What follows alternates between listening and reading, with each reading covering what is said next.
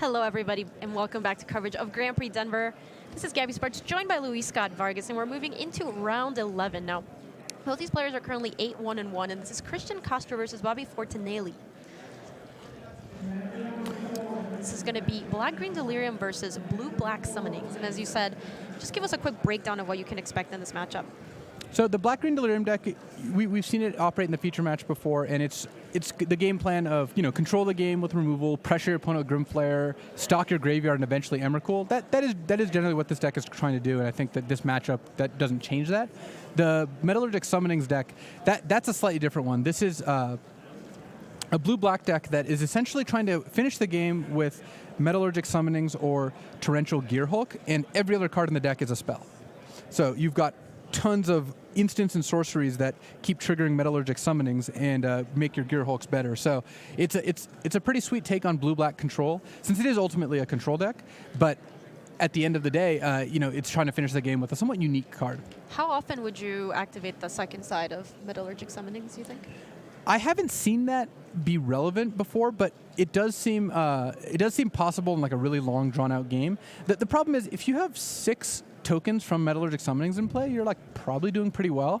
But I could see a situation where you made those tokens, and then your opponent, plays like a sweeper or plays, like a flashback Kozilek's Return or Fumigate, and then you want to pick up a bunch of gas to finish off the game.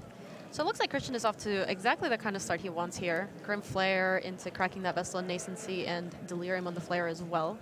So this does drop Bobby down to 16. Now let's see what he wants to do with this Grimflare connecting.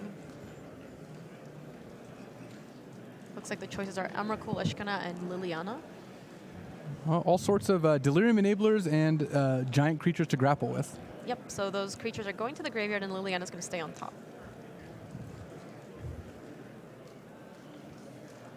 Fun fact about Christian, he's actually been playing for 15 years. He top-baited his first PTQ, and these are old-school PTQs, when he was 13. Wow. The Ruinous Path is going to take down that Grimflare. And Bobby really just wants to keep the board clear. If he can make it so he's not pressured and you can just resolve his summonings, the green-black deck has no main deck way to deal with summonings, and even in the sideboard has... Yeah, it actually does not. Natural State, doesn't kill it, so maybe one Appetite for the Unnatural is really the only way to actually get Metallurgic Summonings off the board.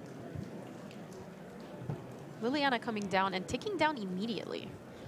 This is going to get Christian back a Grimflare. He makes a land drop and a pass back to Bobby. Bobby with just the land and pass. So how aggressive do you think the Black-Green Delirium should be in this matchup? Usually Black-Green Delirium is not the aggressor. Yeah, usually Black-Green Delirium is the control deck, but in this matchup, Bobby will eventually resolve his summonings, and that's going to make things a lot more difficult.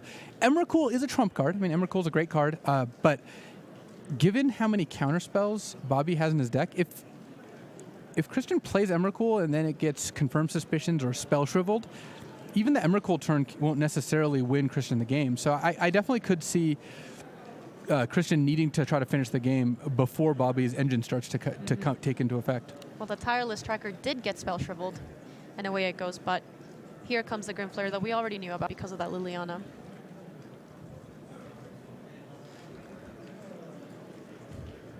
This is the turn. Let's see if Bobby can slam a summonings here. It does give him, Christian a window to resolve something big next turn.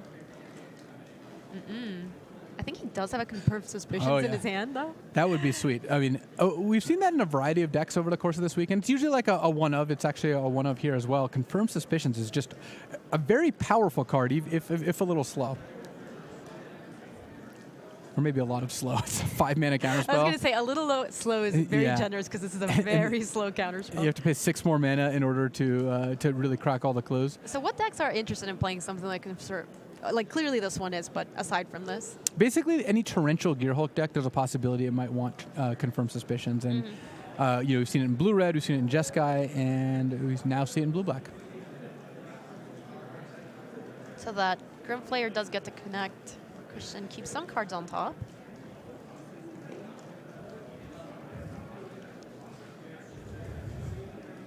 Continuing to tick up with the land, and he doesn't actually do anything this turn, so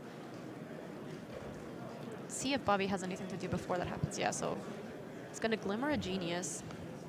So this is a really classic synergy. You've got a 5-mana counterspell. Your opponent doesn't play into it, so you play your 4-mana draw spell. And Glimmer of Genius, as the best instant speed card draw in the format, is really making it possible to build these control decks. Without Glimmer of Genius, I don't think these control decks would be functional. Yeah, that's fair. So Bobby did not actually like either of those cards, bought them both, and drew from the top. It's kind of like a draw 4-ish. Ish. When you are looking for a specific card and don't care about anything else, it essentially is a draw 4. But when you'd rather, of course, you'd be able to hit land drops and draw spells, whereas, Bobby might be scrying lands to the bottom looking for spells. So Glimmer is a very powerful card. It's no Sphinx's Revelation, though. All right, so Grim Flayer attempting to get in, but let's see what happens to him.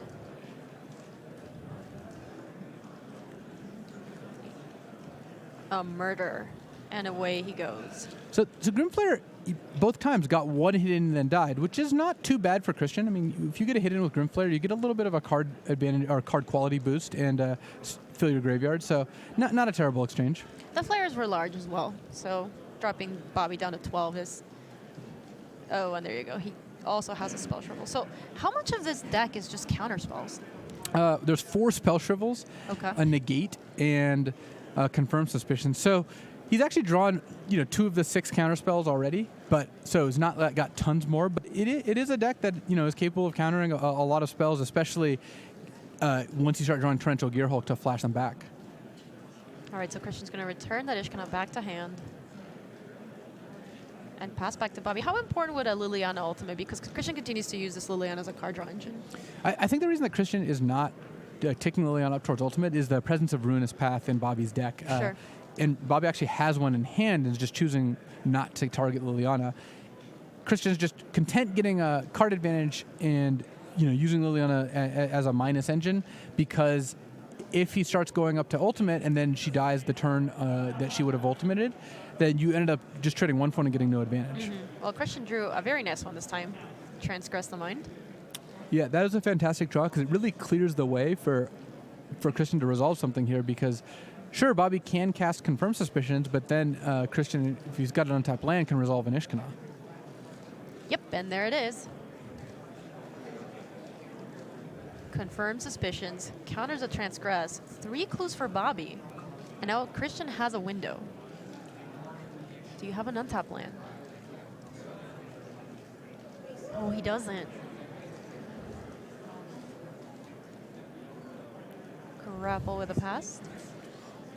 And sure, that can pick up a Grimflayer and Christian can play it this turn, but that's just not the spell you wanted to resolve. I mean, Ishkana, that's a reward. Grimflayer probably just trades for a removal spell straight up. Yep, and so he is able to resolve the Grimflayer, but missing on that window to potentially resolve that Ishkana with Delirium too. Yeah, and Bobby has to feel like he got away with something there. I mean, he resolved the Confirmed Suspicions and then really wasn't punished for tapping out. So that was a pretty good turn for him. He would like to see a Metallurgic Summonings, though. I think that would help here. How often does this deck take a turn off to play Metallurgic Summonings if it's a control? Because you have to tap out for it mostly, right? Or are you trying to play it later in the game? I think it's really matchup dependent. If you're dying and you have to play removal spells, you have to play removal spells. If the board is relatively clear, this deck really has a huge incentive to resolve the Summonings first, because its spells just do so much more once Summonings is active.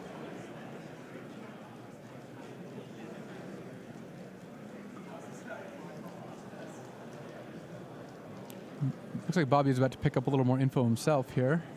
It does look like there's a Transgress the Mind there as well.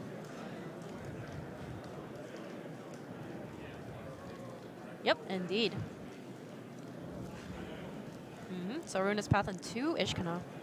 Well, the second Ishkana means that even if Bobby takes one, Christian has a good shot of resolving Ishkana next turn, because I believe Bobby's out of counterspells at this point. If you're Christian, do you feel like you're at a point where you want to just start slamming into them? Like almost everything he's done's been countered so far, I think that Christian's going to be forced to do that, even if he fears another counterspell, though. And I guess in this case Bobby did tap out, but even if he feared a counterspell, I think he would probably get to the point where if he's got no other threats going, he doesn't really have much of a choice.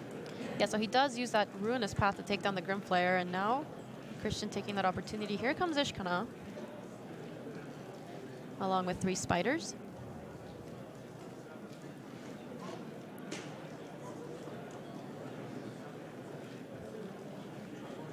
Liliana takes up.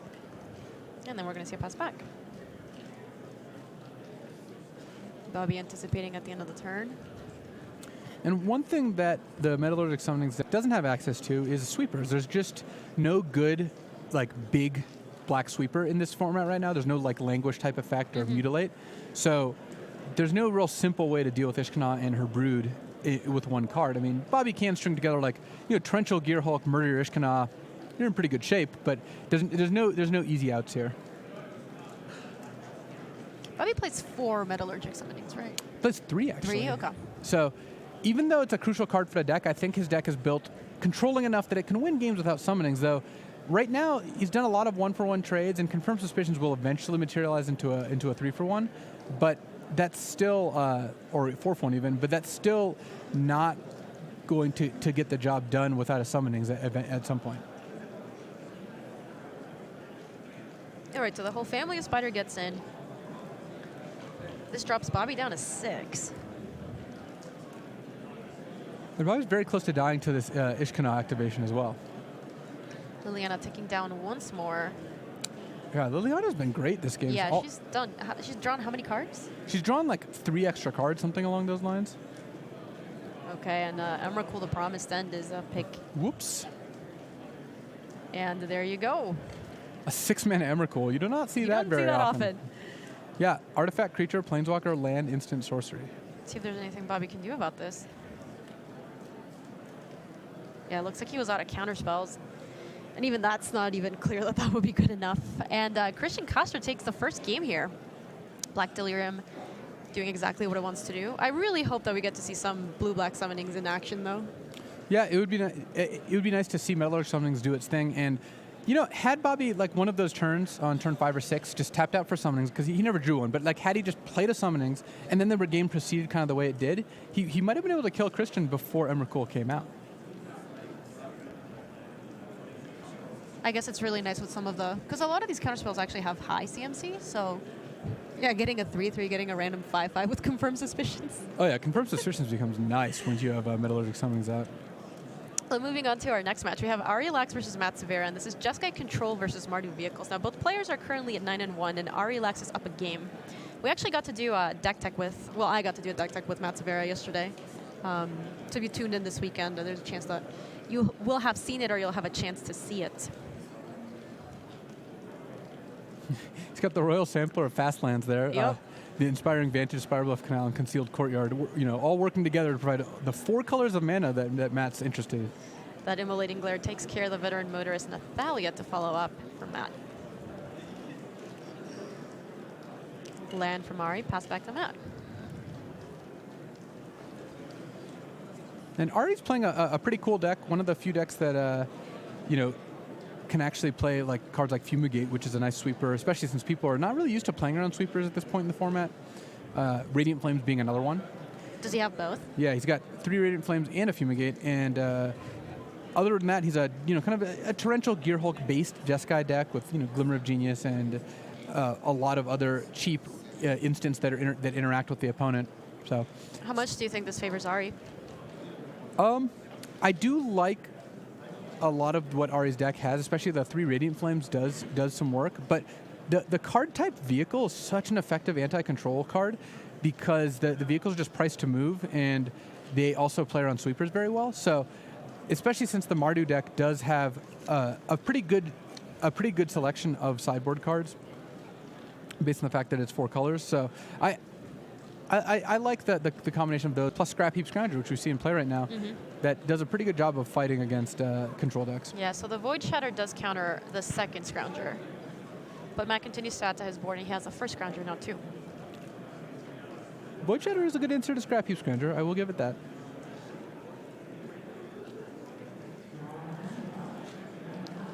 It's funny, I feel like a deck like Mardu Vehicles usually is something that's not well positioned against control, right? You're just a try to go fast deck. But like you mentioned, there's so many cards here that have a good amount of resilience versus control. Vehicles being a big part of it too. In this format, control decks are rewarded for playing just tons and tons of creature removal, so a lot of aggro decks are going to suffer against a deck full of cheap removal sweepers and torrential Gearhulks. But Yeah, a lot of these aggro threats really are resilient, and that makes Control's life a lot harder. Well, Matt has a very good one here. He was able to resolve a Gideon. Gideon is among that category. I mean, Gideon's just one of the best anti-control cards that's been printed in the last couple years. Into 2 open blue mana, which looked like Ari might have had a negate or something. This is post-board also. What happens to these games post-board? Ari, these decks, excuse me. Ari does have one negate in his main deck. He doesn't actually have one in his sideboard. Negate also kind of funny that it's actually good against Mardu vehicles because it can counter vehicles and Gideons. So negate being good against aggro is not a common situation. But other than that, I mean, Ari can board in spell callers. Like, that actually seems like it has some value as well. Linval, the Preserver, is a good way to catch up. So Gideon ticking up and attacking the Nahiri. So Nahiri was able to take down one of the Scroungers, but had no other protection. Inventor's Apprentice, and back to Ari. Yeah. If I'm Ari, I'm not that worried about, the turn 6 Inventor's Apprentice without any artifacts in play. That is not the most intimidating. What about the rest of the board, though? Well, Gideon is a problem. I will give him that. So, especially since Ari has been somewhat constrained on mana this game. He's got the one Ether Hub as his only red source with 1 energy, and he looks like he has drawn a land here, but before that he wasn't able to play like something like Torrential Gearhulk, even if he had one.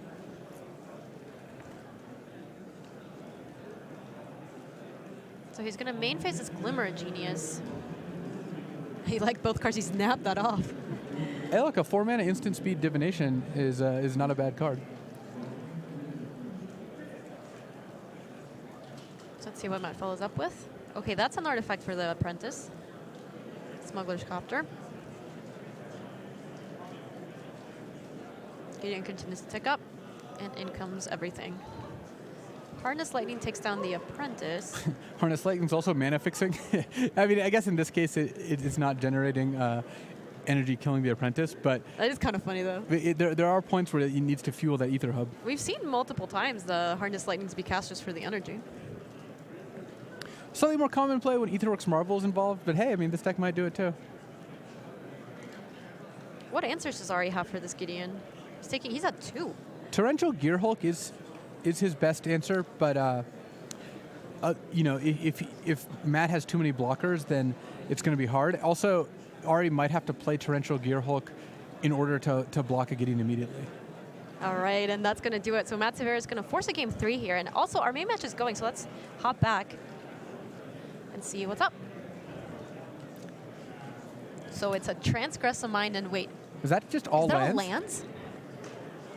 So it looks like Christian Castro mulliganed to a 6-card all-land hand and then drew another land. Oh, no. I don't think I've ever seen that. Yeah, that is not a common sight. Also, because you look at the border, you're like, maybe they're all lands, but maybe I'm just missing something. It's just straight up all and an Emrakul. Well, if Christian just draws all lands and just plays a turn 13 Emrakul, maybe he can win the game. Okay. Wow, that was an interesting sequence of events right there. Let's just put it that way. All right, so if you're Bobby, you're feeling pretty good here. Oh yeah, because Bobby has his engine going. He's Well, technically that's not a land, but it does get him 1. Look, Christian does not want to miss land drops, and he's in a position to make sure he never does.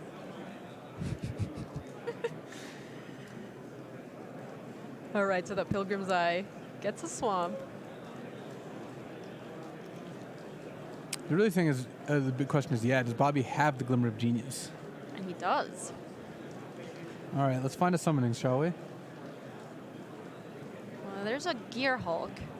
Gearhulk is also great, especially in this position where you're under no pressure and have a Glimmer of Genius to flash Don't be back. disrespectful to the Pilgrim's Eye. Okay, you're under very little pressure. Okay. Does that play? Yes, it plays.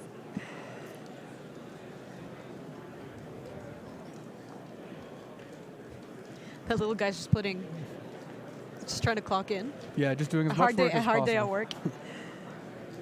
All right, And Pilgrims point. are getting in. Yep, on the board, down to 19.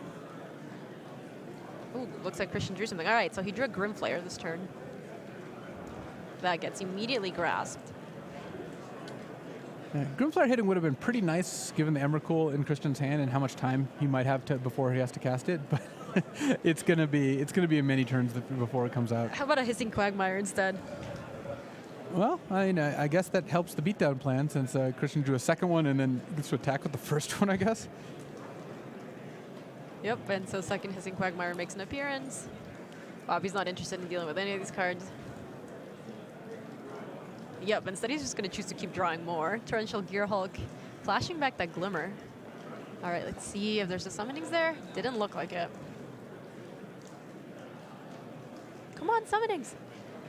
I mean, I think Bobby can win this game off just Torrential Gearhulks, but obviously we would much rather him We're play talking his about style Metallurgic points at summons. this time.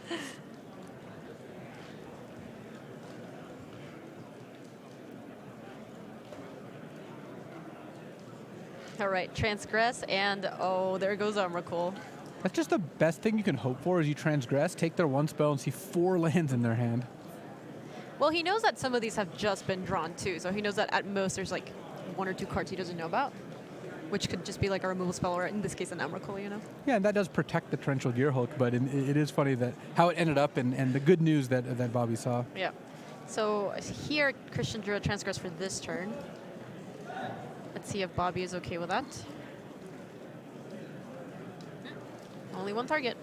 Well, Bobby's actually kind of out of gas too. I mean, granted, he's got the He 5/6 Gearhulk just smashing, but he's got 3 lands and a grasp. This is also after he's cast 2 Glimmers in the last couple turns. Yeah, I guess he scryed 2 lands to the bottom last Yeah. time, and he scryed 1 card to the bottom the first time. So he scryed 3 cards he didn't want to the bottom and still ended up here. You're a control deck, you play a lot more lands too. It's part of it. The good thing for Bobby is a handful of Grasps of Darkness does mean that Hissing Quagmire is not going to be able to block the Torrential Gearhulk anytime soon. Ether Hub, get some energy. All right, so here's in Quagmire attempting to block, but it gets grasp as well. Seems like it'd be painful to grasp a Hissing Quagmire. Like, that doesn't seem very It pleasant. doesn't sound good, no. You gotta do what you gotta do, though. And Christian has drawn another land, yet again.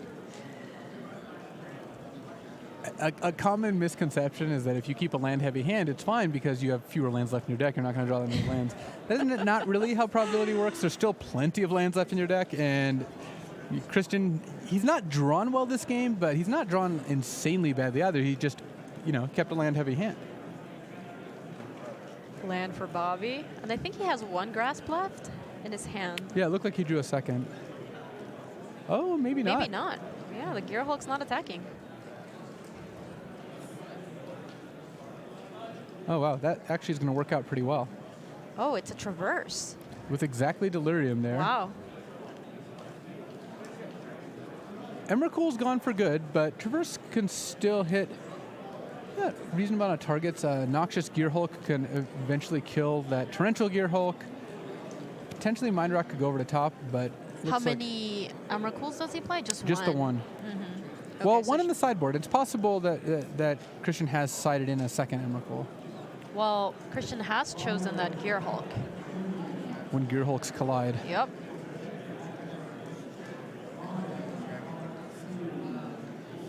Yeah, and Bobby is definitely not okay with that. Immediately gets spell shriveled. Pretty clutch right there. Making sure you have Gearhulk advantage is pretty good. But we got to see the power of Traverse the Ulvenwald. It was legitimately very good. Hissing Quagmire, not so much.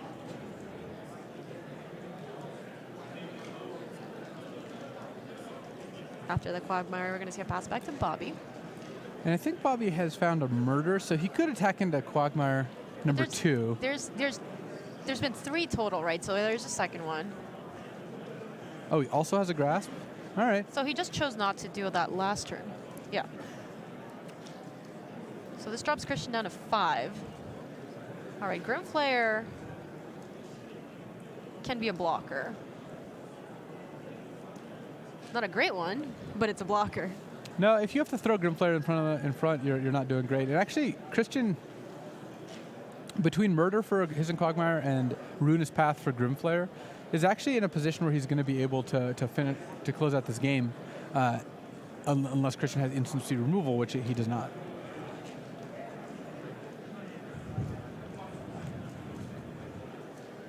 And let's see if Bobby can close out the game right now. You're also in the spot where you could go for the kill, but you don't need to necessarily. I mean, I think that it makes sense here, given that there's just not that many cards Christian could have that you would care about. But there's certainly an argument for not killing Grimflayer. Though I guess once you've tapped out for Hiss and Quagmire, at that point you should just go for it. Yeah, so that is what he's going to do. Murder takes it down. Grimflayer needs to jump in front. And now Christian, no Quagmires, no creatures left. And Evolving Wilds, and that's game.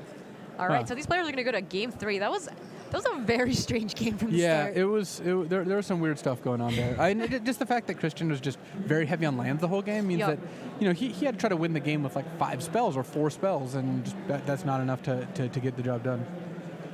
Luis, taking a look at the sideboards here, how do you think the players are going to board? Well, Christian actually hasn't seen a Metallurgic summoning, so he might not even board in that's weird, you're Appetite right. for the Unnatural or Lost Legacy, anything like that. Pick the Brain does seem like a pretty natural addition just against control decks in general, especially since you've got removal, which is just not looking all that great. Ob Nixilis Reignited, Nissa Vital Force, another Emrakul. These are all pretty good options out of the black-green deck. Moving over to the Metallurgic Summonings deck, seems like Bobby mostly has anti-aggro cards in his sideboard, so besides maybe a Summary Dismissal and some negates, I would not expect Bobby to side in all that much. All right. Moving back to game 3 here between Arielax and Matt Severa. This is Jeskai Control versus Marduk Vehicles, and players are here on game 3. So players are both 9-1. Looks like Matt's been able to resolve a Gideon, and there's also a Scrounger here in play. It's like a couple of creatures have died in the process. There's some Immolating Glares in the graveyard for Ari. All right. So Matt Severa safe there from having to sacrifice a Gideon. Scrappy Scrounger takes one for the team. Yeah, that worked out really well for Matt, and it looks like Gideon is just going to continue to pummel Ari into submission. I mean, the control deck just has so much trouble. There you go, and you see the handshake, and Matt Severa improves here to 10-1 at Grand Prix Denver. Is that what you would expect out of that matchup? Yeah, in the sense that a resolved Gideon is going to be really hard for Jeskai. So I don't know who's actually favored in the matchup, or if there's a significant favorite in either direction, but I know that Gideon's effective against control, and I know that Matt just continued to resolve Gideon and plus him every turn until Ari died. Yeah, I actually was talking to Matt during his deck tech about, what are the matchups you really want to face versus which ones you don't. And most of the time when you talk to players about that, they have very clear ideas. Like, I cannot beat this deck no matter what I do, or, God, just let this field be all, vehicles, and I'm just great against them.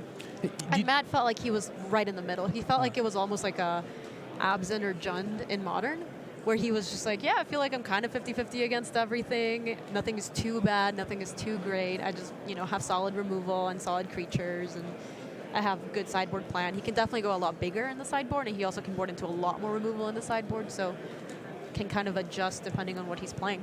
Yeah, cards like Sky Sovereign and Gideon, Declaration of Stone, these let him transform his deck into a more controlling deck. Yeah. The first part of your statement that you ask average Magic player about matchups, and they're like, oh yeah, I can never lose this one, or I can never win this one. Yeah. Do you think that Magic players are prone to hyperbole in spots like that, or no? I don't know. I'll throw it back to you. They're just all. So you're the expert analyst. Tell me. I thought you were going to say I'm the hyperbole expert, because that also. I am the best at hyperbole. You are. One thing that's very easy to do is to look at a matchup that's favorable for you. Like, let's say you're Aetherworks Marvel and you're playing against black-green, and just be like, yes, this matchup's great. It's my best matchup. It's unlosable. When you're really like 62% against it, there's just very few actual 80%, 90% matchups in Magic, but people tend to look at a favorable matchup and just kind of conflate that with an unlosable matchup. What do you think is the best way to talk about that in terms of testing? Because it's really easy to just use hyperbole in that sense, and Magic players are prone to saying things like that. But if you're trying to quantify a matchup that's like 55-45... It's really hard because people speak, kind of like the different languages when it comes to that. Because once, someone might say like, oh, that's a really good matchup, but what they mean is like it's a 55% matchup. Right, or that's what I mean. Someone might say like, oh, this matchup's really tough, but it's actually like not that bad. It's just hard to play. So you have to make sure you're using the right terms and you're kind of speaking you're on the same wavelength. I think what's important is knowing what the relevant interactions are, how the matchups play out, and then trying to get a sense of who's a favorite without worrying about exact percentages, because it's really hard to nail those down. All right, so we are underway here. Game 3 between Christian Crostro and Bobby Fortinelli. Looks like nothing on 2 for Christian. Nothing on 1 either. Oh, and that Grimflayer is so late to this party. I guess it's only a little bit late. It's like Yeah. a half hour late to the party or so. Yeah, fashionably late, Yeah, actually, yeah. is what you would say. Liliana, the last hope, and Oh, immediately. That's an aggressive Liliana. Yup. 2 cards, nothing to return. Speaking of drawing a 2-drop on turn 3, I think Bobby drew a negate on turn 3, and Oh, he would did he have now? loved to negate Liliana. I'm telling you, everybody got RSVPs with weird times. Yeah. Everyone's just strolling in when they feel like it. So Grimflayer making an appearance here on turn 4 instead of 2. Liliana continues to tick up. And that Grasp takes down that Grimflayer.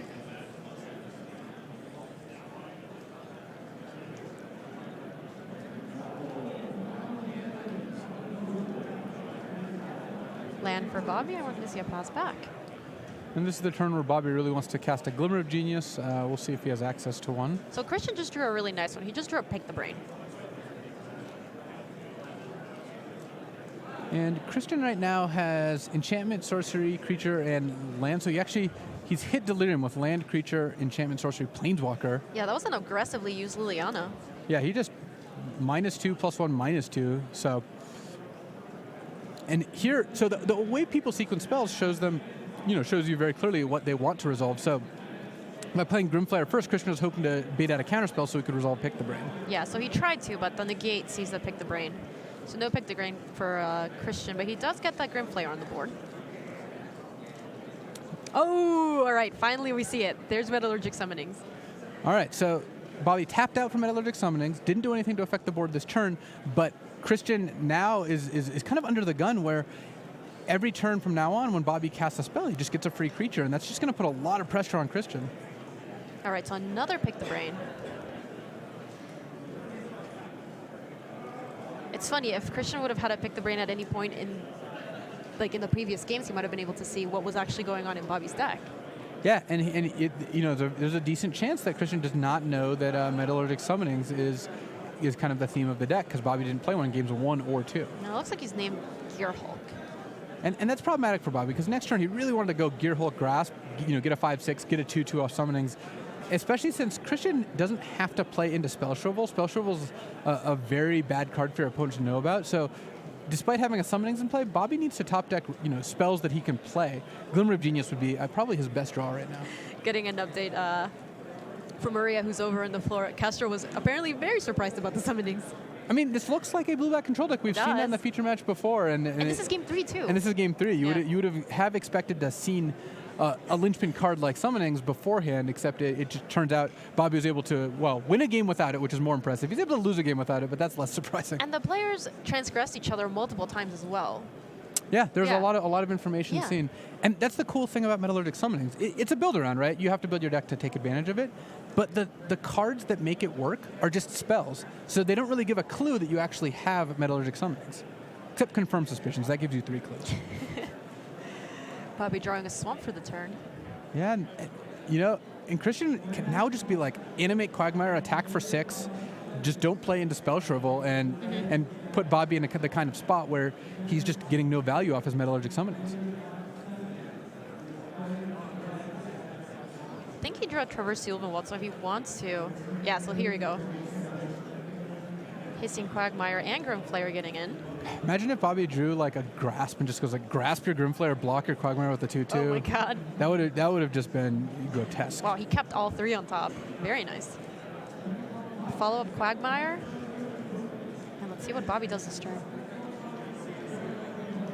Is that an Anticipate? Anticipate would be nice.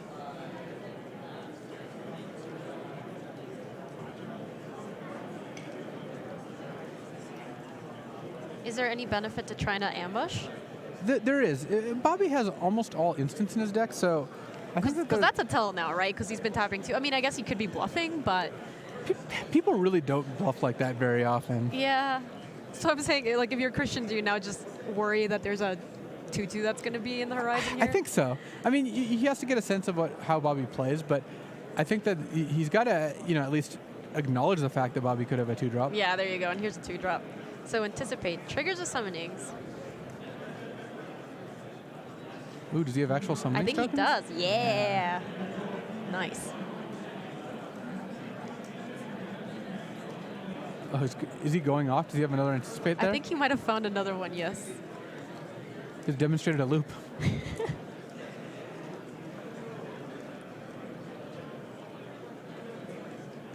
Oh, I think it's murder.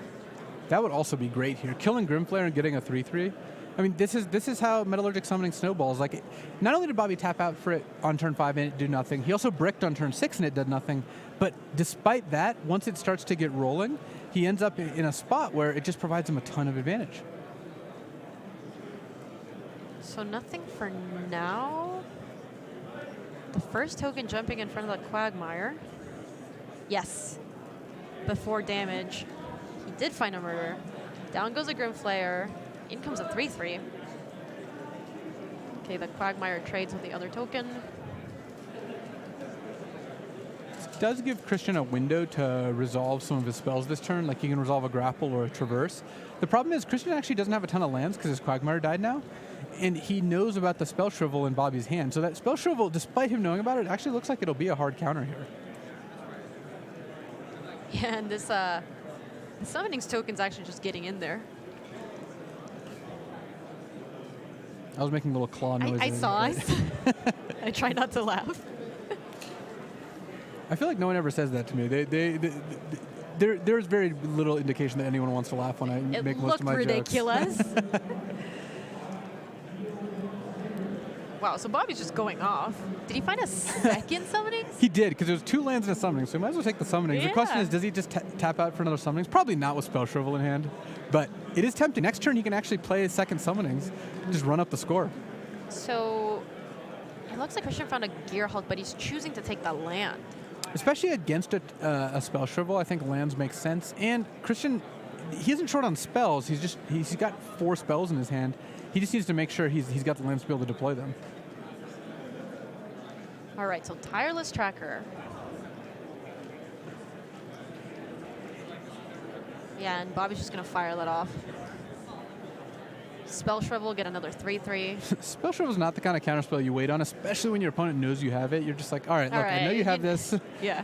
Like, eventually, you're going to be able to blank it. I'll just use it. Like, do you have any concerns about it being bait, like the Tireless Tracker is bait? Yeah, you definitely do, because whenever your opponent plays a card into a counterspell they know you have, about. You have to think, do they want me to counter the spell? But I think Bobby came to the correct conclusion, which is you just got to use it. There's not a whole lot of advantage to be gained by waiting. Right, and this time, resolving the Traverse Ulvenwald. Yep, and there's an Emrakul. So we have sorcery, enchantment, land, creature, planeswalker, artifact. Yep. Instant. So Emrakul is castable next turn, presumably. Is there an instant? Yeah, grapple. Yeah, there's a grapple. So Emrakul is castable for 6 mana next turn. The thing is, here's the situation that I mentioned before game 1, where Emrakul could resolve here, and Bobby doesn't have a lot of ways that his turn get wrecked. Oh, did he just top deck? Oh, that is savage. Wow. Transgress the mind. Get 2? Yeah, that's insane. Transgress not only is 2 2/2s, it also strips the Emrakul out of Christian's hand and puts him in a position where I don't even know what he can play now. That Transgress was brutal. I guess he could peel if he boarded in a second Emrakul. Then you're still dealing with all these summonings tokens. Yeah, this Grimflayer is intimidated.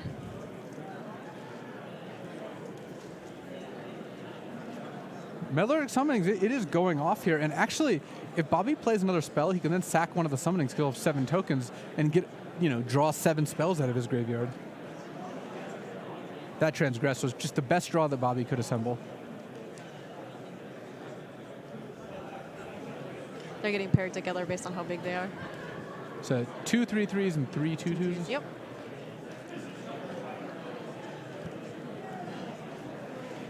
Liana doing her best to stop this army. Her best may not be good enough here. She's more used to dealing with zombie armies, not these Metallurgic summonings tokens.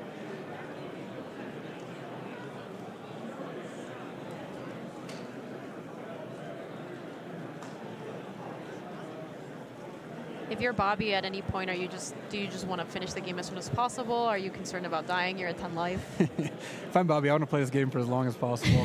I really want to get these Metallurgic summons going for all they're worth. In terms of strategically what the correct option is, Bobby doesn't have a spell in hand, and I think just he can just end the game in 2 swings. He's just going to have to go for that. I really want to see a Metallurgic summons get sacrificed, but I just wanted to see Metallurgic summonings in play and yeah, go that's off. probably asking for too much. And we did see this. Oh yeah, this definitely counts as going off. Yeah, so Grim Flayer gets in front of the 3/3.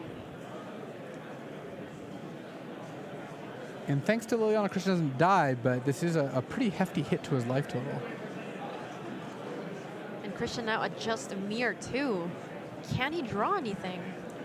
So would a Noxious Gearhulk do it? He'd be at 5, and it would be a Liliana. Yeah, Noxious Gearhulk would be the kind of card he needs, but there's not a whole lot else that can get him out of this.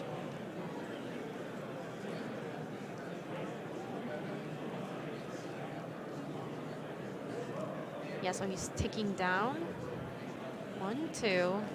Land on a Flare. Get back the Gearhulk. Cast the Gearhulk. Kill the 3/3. So Bobby is going to need to draw a spell to finish off this game now. Because with Christian at 5, an all-out attack just does not do the trick. He drew a spell. Oh, Yep. Not only a spell, the spell. Yes. Glimmer of Genius. 2 4/4s, and then almost assuredly find another spell based on the Scry 2 draw 2.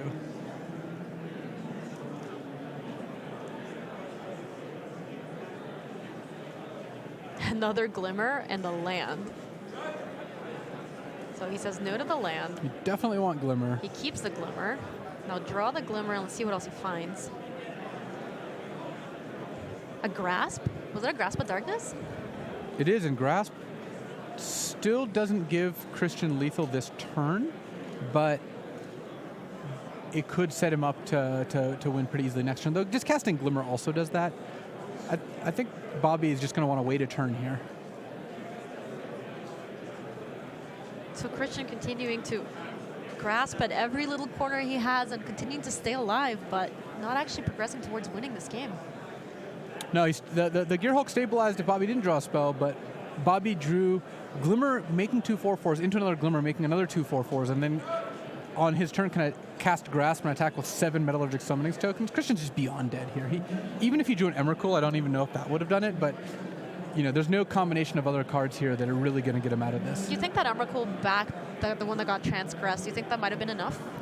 It would have done some damage. I don't know if it would have finished the game, but I think given how close Christian was to stabilizing, Bobby needed to draw a spell there. Emrakul would have just given Bobby fewer turns to draw that spell. Mm-hmm.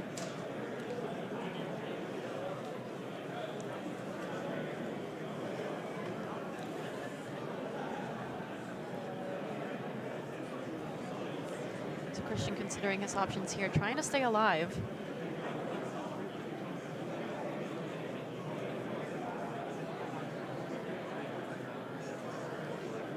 Is he firing off that transgress? Oh, this is not going to go well. Glimmer of Genius. Yeah, and Christian has to know he's dead. And wow, Bobby brought a lot of Metallurgic Summoning tokens.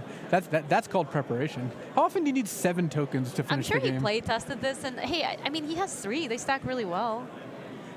I guess the games don't usually go this long. Maybe he gets another control deck. I'm curious to know how many he has, actually. Yeah. What's in that box? What you got in that box?